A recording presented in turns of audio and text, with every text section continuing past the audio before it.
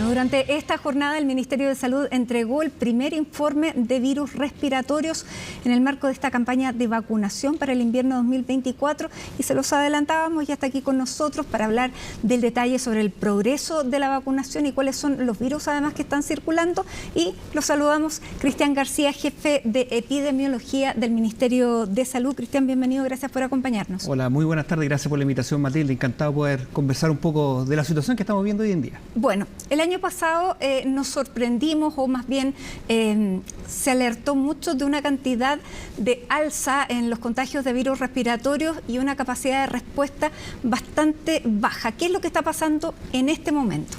Bueno, en general todos los años se prepara de acuerdo a las situaciones y lo que caracteriza a los virus respiratorios es que primero son impredecibles y segundo son todos los años un ciclo que es particular, no se repite exactamente de año a año. Y lo que estamos viendo este año es algo un poquito distinto a lo que vimos el año pasado. Se adelantó un par de semanas, está circulando influenza A que aumentó las últimas 4 o 5 semanas, ha ido en aumento sostenido, a diferencia de lo que veíamos en el año anterior, que eran algunas características un poquito distintas. ¿Cuáles son los virus que están circulando aparte de la influenza?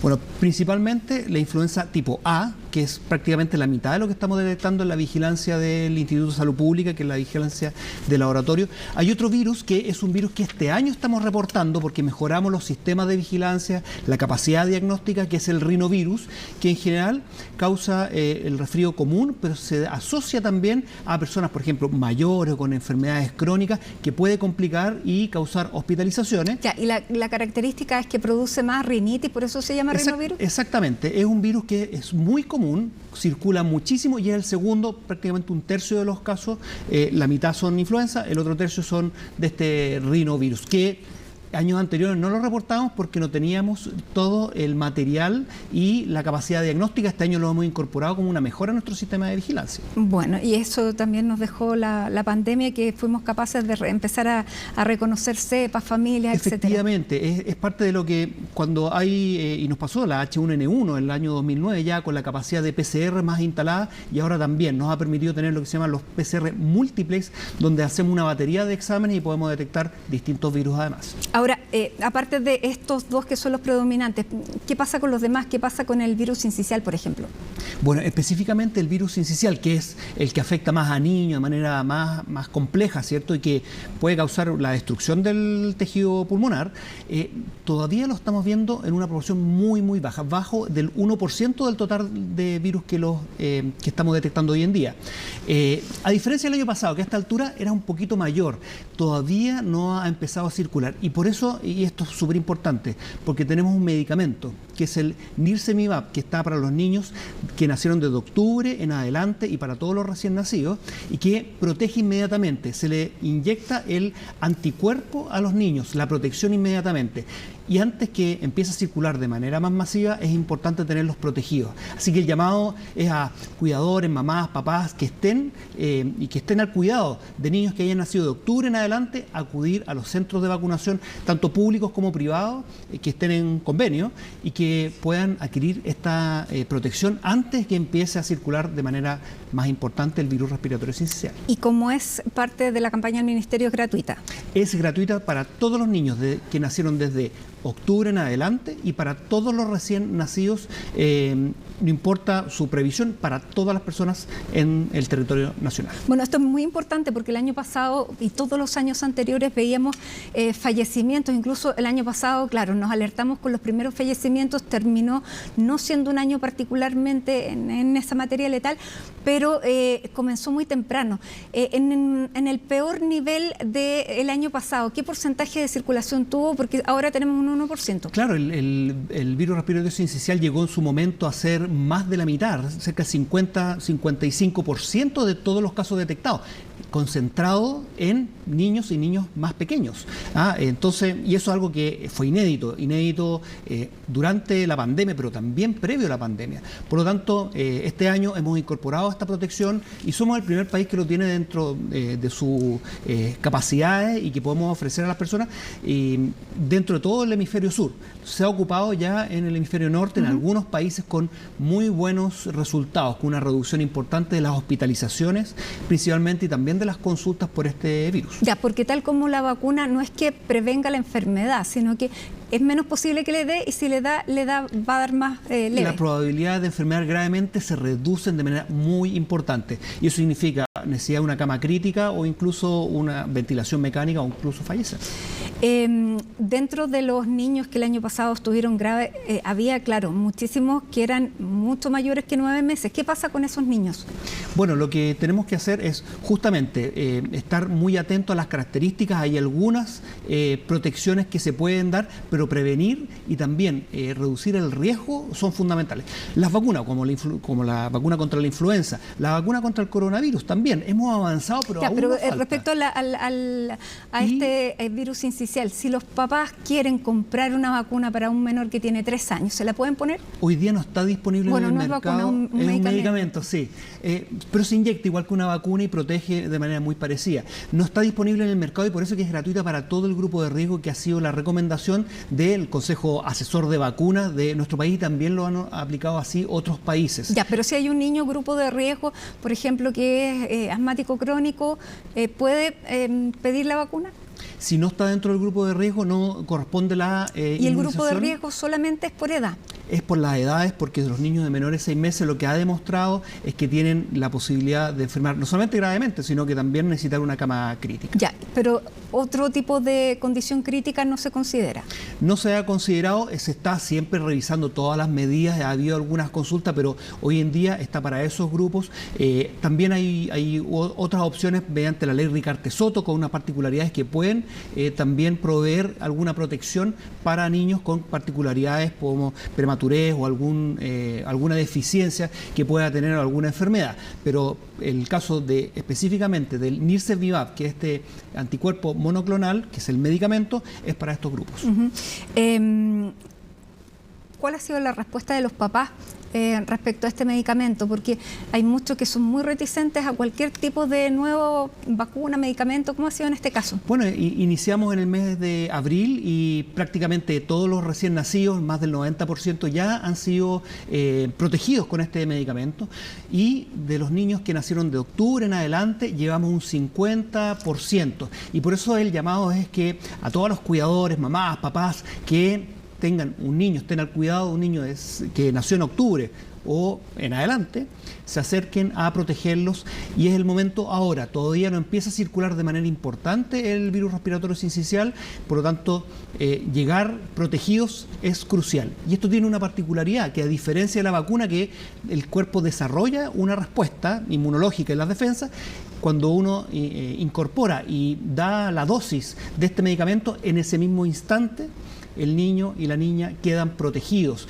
porque uno lo que hace es poner directamente los anticuerpos que lo van a proteger. Así que ¿Queda protegido para la vida o queda protegido por un año? Por lo menos por 6 meses que dura esta temporada, y eso es muy importante, porque así les da tiempo también a los niños más pequeños de desarrollar su sistema inmunológico, de crecer y poder enfrentar esta y cualquier otra infección de una mejor manera. Ya, perfecto. Hablábamos primero del virus de la influenza, el rinovirus, adenovirus, parainfluencia, SARS-CoV-2, petaneurovirus, neumovirus. Bueno, ese es un 0,8, sí, ni siquiera... Todo el resto están bastante bajos. Lo que predomina es principalmente influenza A, y que es el para el cual tenemos la medida más importante, que es la vacunación. Ahora, ¿todo este tipo de virus tienen las mismas características en síntomas? Son muy parecidos, y eso es lo que hace difícil diagnosticar. Por eso nosotros tenemos una vigilancia instalada, que es una vigilancia invierno, verano, en toda temporada, y estamos monitoreando semana a semana qué es lo que está pasando, si hay alzas, bajas, si se mantiene y qué tipo de virus están circulando. Y por eso se hace estos testeos de manera sistemática, y el diagnóstico es complejo porque todos tienen más o menos los mismos síntomas, y es por eso que tenemos esta monitoreo de manera semanal, para saber qué está predominando y también para hacer las recomendaciones justamente para vacunación, protección, y que no se nos olvide la prevención. Medidas tan simples y tan importantes, que a veces no se nos olvidan por lo mismo. El lavado de manos. La principal forma de cómo nos contagiamos de los virus respiratorios es porque tosemos o caen gotitas en nuestra mano, no nos lavamos la mano, le damos la mano a alguien más, y así se va contagiando. La característica del medicamento del virus sincicial es que protege inmediatamente. ¿La vacuna cuánto se demora en crear esta protección? Normalmente con la vacuna, y lo comentamos muchísimo para las vacunas del coronavirus, pero pasa para todas, es que se demora aproximadamente 2 semanas en aumentar las defensas. ¿Por qué? Esto es como cuando ponen el antiguo oeste, se busca, ¿cierto? Claro. Este letrero. Y el cuerpo reconoce eso, pero demora en generar todas estas, y en el momento que ven el virus circulando y presente, pueden detectarlo y reducir la cantidad de virus para que no enfermen gravemente. Bueno, estamos mal entonces, porque tenemos el 45,7% de la población objetivo vacunada, y eso quiere decir que ese es el 45% que de aquí a 15 días no va a haber más que tengan una inmunidad preparada. ¿Qué pasa con la campaña de vacunación? Ustedes han sido más lentos. ¿Cómo ha sido con respecto al año pasado? La gente ya no se quiere vacunar. ¿Qué es lo que pasa? La campaña de vacunación está igual e incluso un poco mejor de la que teníamos el año pasado a la misma fecha. Eso es importante decirlo. Se han incorporado un grupo de edad mayor incluso. Antes la vacuna contra la influenza era personas de 65 años y más, y ahora es de 60 años y más. Por lo tanto, claro, las coberturas pueden ir variando en esa comparación. Pero iniciamos hace alrededor de 5 semanas y ya llevamos prácticamente el 50%. Hay distintos grupos de riesgo que tienen una mejor y otros un poquito más bajo, por ejemplo las embarazadas, que siempre hacemos el llamado. 31%, ¿por qué tan bajo? ¿Es el más bajo de todos los grupos? Es muy importante, eso lo que hemos visto durante los años, incluso previo a la pandemia, que costaba mucho esto. ¿Y por qué es importante? Porque después la mamá, cuando nace el bebé, la mamá tiene esas defensas, y con la lactancia materna, que es muy importante mantenerla durante todo el periodo, le transmite nutrición, ¿cierto? Pero además los anticuerpos que ella misma va a ir generando. Y ahí la importancia de que las mujeres embarazadas y los otros grupos que pueden enfermar gravemente vayan, se vacunen. Personas mayores de 60 años, personas con enfermedades crónicas, también están los grupos de escolares, también han respondido muy bien los profesores hasta octavo básico, y el personal de salud, que ya va en algunos, entiendo que del público, más del 82%. Los privados 73%. Ahí claramente es porque el trabajo los obliga.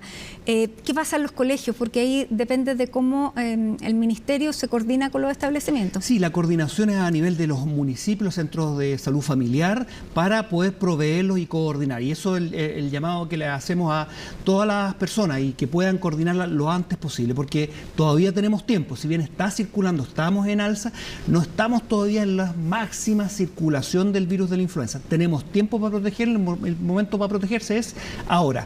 De todas maneras, se organizan estas campañas y esta vacunación en los colegios, pero todas las personas que están dentro de los grupos de riesgo pueden acceder e ir a un centro de salud que tenga vacunatorio, público o privado en convenio, y si cumple con ser parte de estos grupos de riesgo, se puede vacunar. Por lo tanto, pueden acercarse los niños y niñas, los papás los pueden llevar a vacunarse si son de este grupo de riesgo. Claro, porque los municipios durante la época de la pandemia y un poco después tenían lugares establecidos, algunos estadios, algunos recintos abiertos, pero esos ya desaparecieron. Por lo tanto, son los SFAM los primeros donde el municipio tiene que tener su vacuna. Y también es el llamado para las personas, porque distintos municipios o distintas seremias han organizado distintas estrategias, con horarios extras, con lugares específicos, para promover justamente y acercar la vacunación a las personas. Que yo quiero insistir, las personas han respondido bien, hemos avanzado, pero todavía nos falta que la mayor cantidad de personas. Queremos llegar al 80% de cobertura y más, ojalá, porque como pasa con todos los inviernos de alta circulación es lo que estamos viendo en nuestro país ya el año pasado, pero también en el hemisferio norte. Han sido inviernos muy duros de alta circulación y, por supuesto, que causa enfermedad y sufrimiento también en las familias. Bueno, decíamos que por el COVID había esta disposición a las vacunas en los municipios. ¿Qué pasa con el COVID? El COVID se ha mantenido con un bajo impacto sanitario. El escenario que vivimos en algún momento, hace un par de años, no es el mismo actualmente. Eso no está pasando solamente en Chile, en todo el mundo.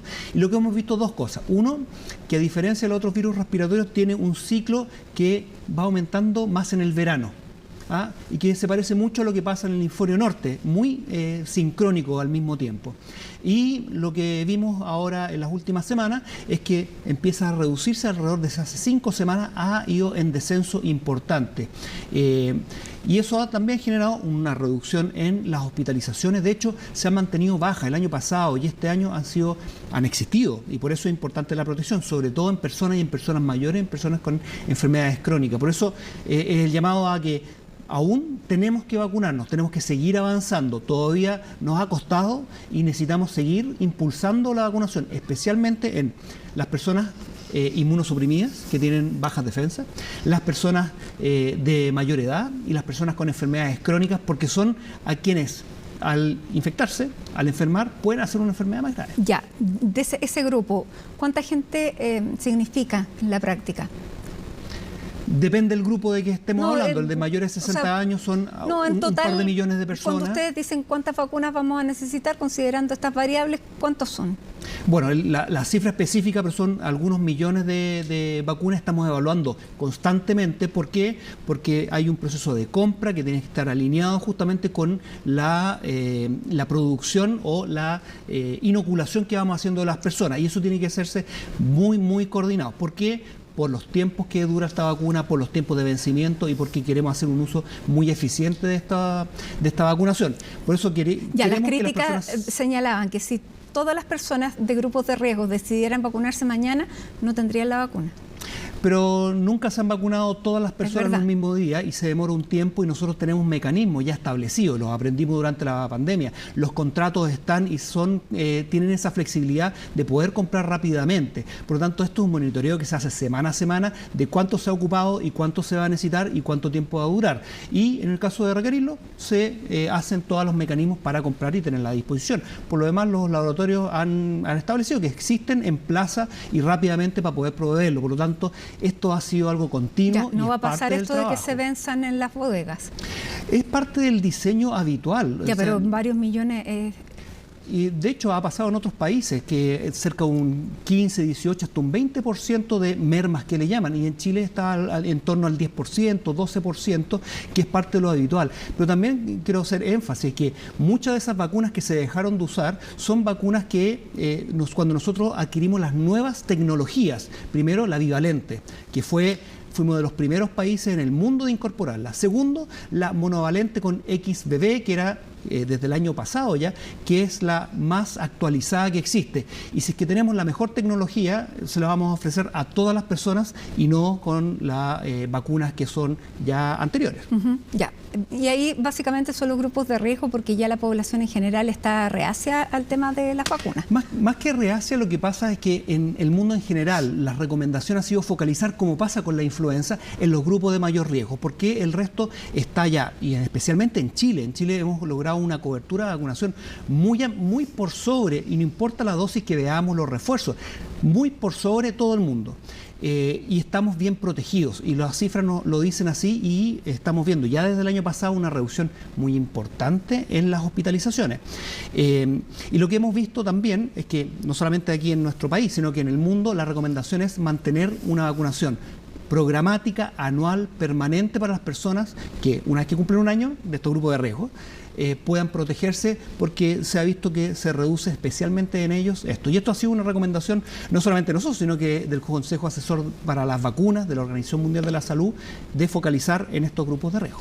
Ya, lo siguiente que viene en la campaña de invierno es cómo están preparados los servicios públicos, las camas críticas en el sector público, en el sector privado, la capacidad de respuesta para poder hacer un traslado en una necesidad especial. Eso ya está.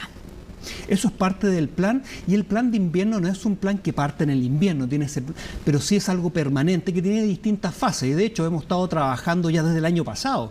Un ejemplo, nos reunimos con el Ministerio de Educación para determinar cuál era el mejor momento para las vacaciones de invierno, por ejemplo. Las adelantaron 2 semanas.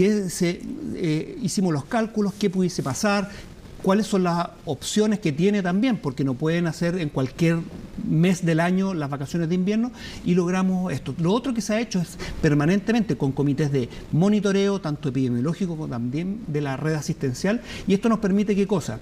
Junto con la misma plan de invierno que tiene un sistema de financiamiento especial, ampliar las capacidades en recursos humanos, ampliar las capacidades también en camas disponibles, como lo vimos el año pasado. Las camas pediátricas se aumentaron a más del doble incluso en algunos servicios, y eso nos permite, a medida que vamos monitoreando cómo está la situación, el escenario, ir respondiendo justamente con esas necesidades. El año pasado recuerdo que lo que falló tal vez es que no había un responsable de las camas críticas que pudiera gestionarlas, que estuviera con el teléfono llamando personalmente y que tuviera la autoridad para decirnos entréguennos una cama crítica o entréguennos la disposición para volar con un enfermo y hacer el traslado.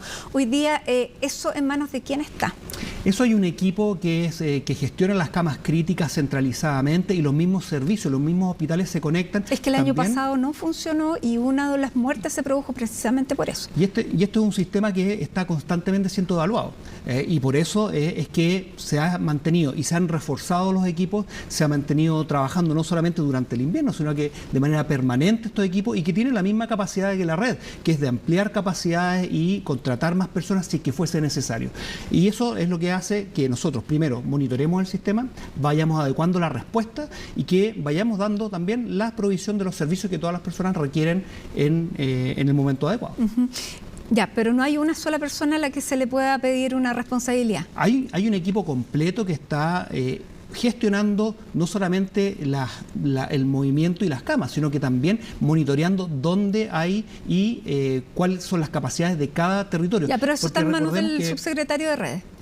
Las funciones de provisión de servicios recaen dentro de redes asistenciales y de los servicios de salud y los hospitales, en coordinación en un sistema integrado como tenemos con las mismas sistemas privados. Aquí es un sistema único de salud, un sistema que está integrado, y si es que necesitan una cama, no importa dónde esté, está la posibilidad de coordinar justamente eso. Y lo último, porque el año pasado, claro, después que terminó la emergencia, la alerta, muchas personas de la red pública quedaron sin trabajo porque ya no había renovación por la alerta. ¿Está la flexibilidad de hacer contrataciones en la medida que sea necesario? Eso es justamente lo que hace el plan de invierno, y esto no es algo de ahora, esto es algo de siempre, incluso previo a la pandemia, donde existen recursos especiales para ampliar la capacidad de respuesta en recursos humanos, también para ampliar las capacidades en camas críticas si fuese necesario, implementación, insumos y todo. Y el sistema es un sistema elástico que tiene que ir respondiendo, y es capaz de ir respondiendo a la situación epidemiológica y también a las necesidades de las personas cuando van a hacer las consultas. Entonces ya estamos notando esta alza de virus y el sistema está preparado justamente para dar respuesta. Muy bien.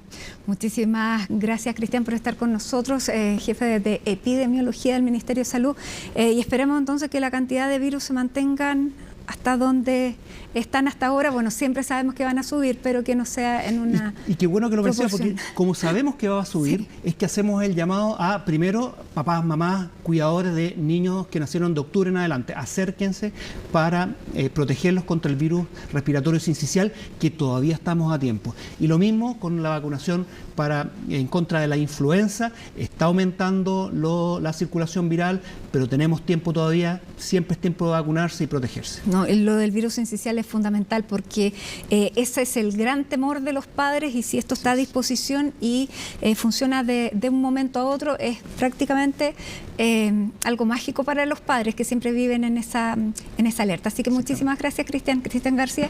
Muchas gracias. Gracias por estar con nosotros.